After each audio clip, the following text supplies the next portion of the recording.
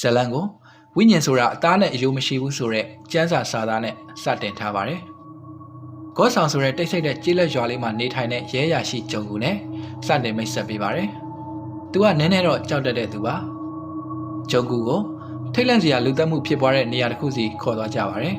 ။လူတယောက်ဟာသူ့မိသားစုတစ်ခုလုံးကိုရဲရဲဆက်ဆက်တပ်ဖြတ်ထားတာပါ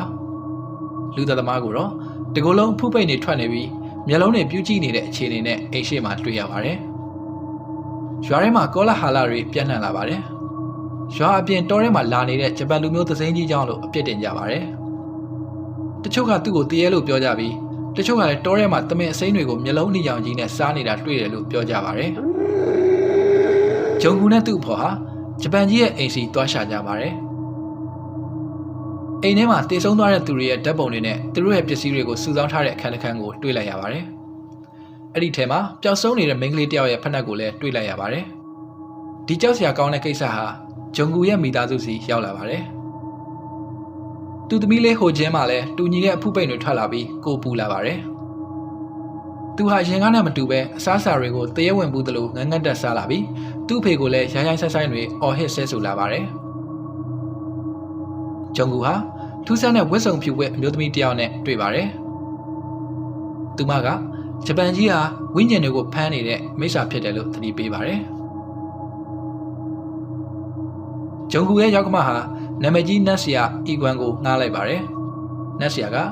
ဂျပန်ကြီးဟာတကယ်ပဲမိစ္ဆာဖြစ်တယ်လို့အတည်ပြုပါတယ်။ဒီအခန်းဟာဇကားရဲ့အရှိန်မြင့်ဆုံးအပိုင်းပါ။နတ်ဆရာကဂျပန်ကြီးကိုသေစေမဲ့အစီအစဉ်ကိုလုပ်ပါတယ်။တစ်ဖက်မှာလည်းဂျပန်ကြီးကတောထဲမှာအသေးကောင်တစ်ခုကိုအသုံးပြုပြီးမော်တက်တစ်ခုလုပ်နေပါတယ်။နတ်ဆရာကတစ်သားတိုင်ကိုရိုက်လိုက်တိုင်းဟိုချင်းဟာတားရဲကိုတန်နဲ့ရိုက်တယ်လို့အော်ဟစ်နာကျင်နေပါတယ်။ဂျုံကူဟာသမီးဖြစ်သူခံစားနေရတာကိုမကြည့်ရတော့ပဲအစီရင်ကိုဖျက်ဆီးပြီးနတ်ဆရာကိုမောင်းထုတ်လိုက်ပါတယ်။ဂျုံကူဟာသူ့တငယ်ချင်းတွေကိုစုပြီးဂျပန်ကြီးကိုတတ်ဖို့တောရဲသွားကြပါတယ်။